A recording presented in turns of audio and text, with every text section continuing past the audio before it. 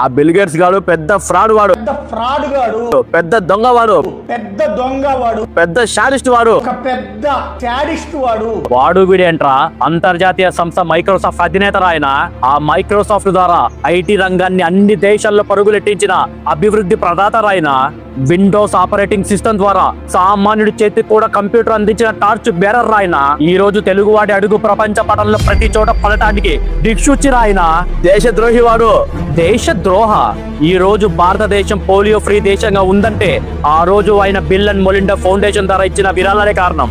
అలాంటి పట్టుకొని దేశద్రోహి అంటావా? ఎవరైతే ఏంట్రా మా జగనన్న హయాంలో ఏమైనా వచ్చినారా? మీ బాబుకు మద్దతు తెలిపాడని ఆ రజనీకాంత్ ని అమ్మ నా బూదురు తిట్ట చరిత్రరా మాది. పక్క రాష్ట్రానికి సంబంధించినటువంటి స్టార్ ఇక్కడ జీరో, అక్కడ హీరో ఇక్కడ జీరో.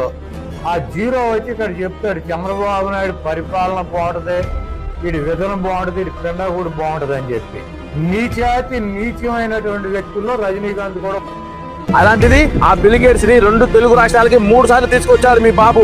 అందుకే మా కడుపు పంట ఇలా కప్పుతున్నాం. ఏం బతుకురా మీది? అంతటి దిగ్గజం మన ఆంధ్రాకి వచ్చారని దేశం మొత్తం మన రాష్ట్రం వైపు చూస్తుంటే మీరింత దిగజారి మాట్లాడతారా? ఈ జర్నలిస్ట్ సాయి అనేటటువంటి వ్యక్తి వైఎస్ఆర్సీపీ పేటెంట్ బ్యాచ్. ఎవరికైతే మంత్లీ పే చేస్తున్నారో యూట్యూబ్ ఛానల్స్ కి, దాంట్లో ఒక వ్యక్తి జర్నలిస్ట్ సాయి.